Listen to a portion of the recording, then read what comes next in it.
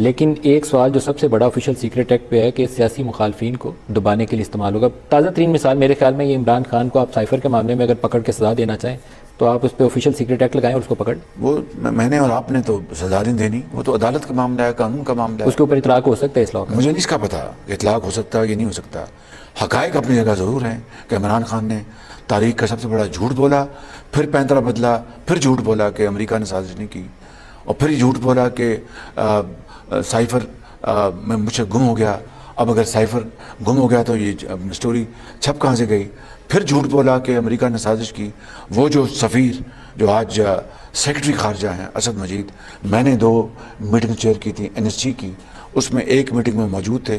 उन्होंने सबके सामने कहा कि कोई वहाँ पर इस हुकूमत को या गिराने की कोई साजिश नहीं हुई थी।